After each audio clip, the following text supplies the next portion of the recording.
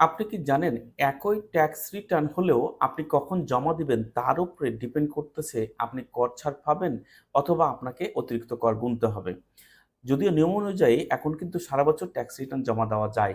তবে সেই সময় অনুযায়ী পুরো হিসাবটাকে ৪ টি ভাগে ভাগ করা হয়েছে। ১ম যেটা সবচেয়ে লাভজনক, ১লা জুলাই থেকে ৩০শে সেপ্টেম্বর পর্যন্ত এই সময়ের মধ্যে যদি আপনি ট্যাক্স রিটার্ন জমা দেন, তবে প্রদেয় করের উপরে আপনি ৫% প্রণোদনা অথবা ৳২৫,০০০ যেটি কম হবে সেটি কর ছাড় পাবেন। দ্বিতীয়ত ১লা অক্টোবর থেকে ৩১শে ডিসেম্বর পর্যন্ত কিন্তু স্বাভাবিক নিয়মেই আপনি ট্যাক্স রিটার্ন জমা দিতে পারবেন। তবে এখানে কোনো অতিরিক্ত কর আপনাকে দিতে হবে না অথবা কোনো জরিমানাও গুনতে হবে না অথবা আপনি এখানে কর ছাড়ও পাবেন না।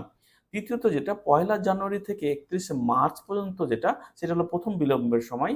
এই সময় আপনি ট্যাক্স রিটার্ন জমা দিলে প্রদেয় করের উপরে 2% অথবা ৳৩,০০০ যেটা বেশি হবে, সেই পরিমাণ অতিরিক্ত কর আপনাকে দিতে হবে।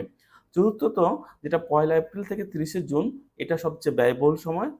এই সময়ের মধ্যে যদি আপনি ট্যাক্স রিটার্ন সাবমিশন করেন, তাহলে আপনাকে কিন্তু 5% অতিরিক্ত অথবা ৳৫,০০০ যেটি বেশি, সেটি আপনাকে প্রদেয় কর হিসেবে, অতিরিক্ত কর হিসেবে আপনাকে জমা দিতে হবে। তবে সারা বছর ধরে এই সুযোগ থাকলেও অপ্রয়োজনীয় জরিমানা এড়াতে আপনি ৩০শে সেপ্টেম্বরের আগেই জমা দেওয়াই ভালো। আয়কর, ভ্যাট বা বিজনেস কমপ্লায়েন্স রিলেটেড যেকোনো পরামর্শের জন্য আপনার প্রোফার্মের সাথে যোগাযোগ করতে পারেন।